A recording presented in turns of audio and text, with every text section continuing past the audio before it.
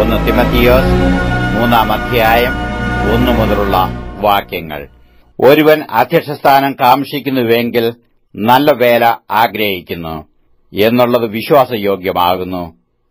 എന്നാൽ അധ്യക്ഷൻ നിരപവാദ്യനായ ഏകഭാര്യയുടെ ഭർത്താവും നിർമ്മതനും ജിതേന്ദ്രിയനും സുശീലനും അഹരിപ്രിയനും ഉപദേശിപ്പാൻ സമർത്ഥനും ആയിരിക്കണം. മദ്യപ്രിയനും തല്ലുകാരനും അരുത്.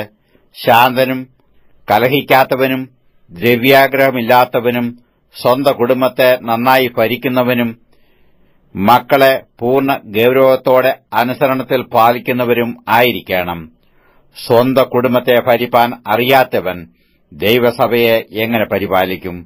നിഗളിച്ചിട്ടു പിശാചിനു വന്ന ശിക്ഷാവിധിയിൽ അകപ്പെടാതിരിപ്പാൻ പുതിയ ശിഷ്യനും അരുത്.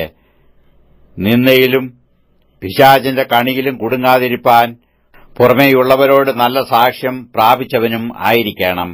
അവണ്ണം ശുശ്രൂഷകന്മാർ ഘനശാലികളായിരിക്കണം.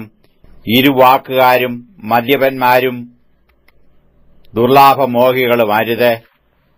അവർ വിശ്വാസത്തിന്റെ മർമ്മം ശുദ്ധമനസാക്ഷിയിൽ വെച്ചുകൊള്ളുന്നവർ ആയിരിക്കണം. അവരെ ആദ്യം പരീക്ഷിക്കണം. അനന്യരായി കണ്ടാൽ അവർ ശുശ്രൂഷ ഏൽക്കട്ടെ. അവണ്ണം സ്ത്രീകളും ഘനശാലികളായി ഏഷണി പറയാതെ നിർമ്മതമാരും എല്ലാറ്റിലും വിശ്വസ്തരുമായിരിക്കണം. ശുശ്രൂഷകന്മാർ ഏകഭാര്യയുള്ള ഭർത്താക്കന്മാരും മക്കളെയും സ്വന്തം കുടുംബങ്ങളെയും നന്നായി ഭരിക്കുന്നവരും ആയിരിക്കണം.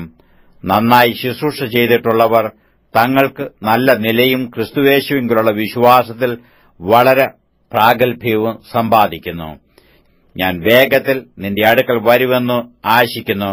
താമസിച്ചു പോയാലോ സത്യത്തിന്റെ തൂണും അടിസ്ഥാനവുമായ ജീവനുള്ള ദൈവത്തിന്റെ സഭയാകുന്ന ദൈവാലയത്തിൽ നടക്കേണ്ടത് എങ്ങനെയെന്ന് നീ അറിയേണ്ടതിന് ഇത് എഴുതുന്നു.